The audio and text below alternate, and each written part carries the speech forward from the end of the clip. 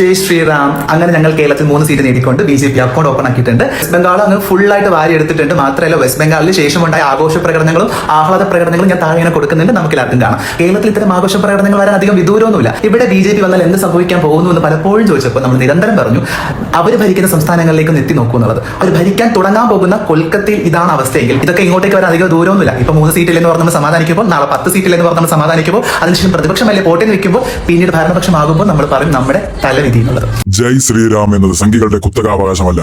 ശ്രീരാമൻ സംഘികളുടെ മാത്രം സ്വന്തം ദൈവവുമല്ല. ഇന്ത്യ രാജ്യത്തെ ഭൂരിപക്ഷ സമൂഹമായ ഹിന്ദുക്കളുടെ ദൈവമാണ് ശ്രീരാമൻ. ഞങ്ങൾക്ക് ഹിന്ദുക്കൾ ഭൂരിപക്ഷമുള്ള രാജ്യം വേണ്ട എന്നും ഞങ്ങൾ മുസ്ലിങ്ങൾക്ക് പ്രത്യേക മതരാജ്യം വേണമെന്നും പറഞ്ഞു ഇന്ത്യയെ വിഭജിച്ച് പാകിസ്ഥാൻ ഉണ്ടാക്കിയ മുസ്ലിം ലീഗിന് കേരളത്തിൽ 22 സീറ്റ്. അവർ പിന്നെ സ്വന്തം ആൾക്കാരായതുകൊണ്ട് കുഴപ്പമില്ലെന്നറിയാം. BJP ഭരണം വന്നാൽ പഴയ കോൺഗ്രസ് ഭരണത്തിലെ പോലെ അള്ളാഹു അക്ബർ വിളിച്ച് പൊട്ടിത്തെറിക്കാൻ പറ്റില്ലെന്നും അമുസ്ലിങ്ങളായ കാഫിറുകളെ വകവരുത്താൻ പറ്റില്ലെന്നും.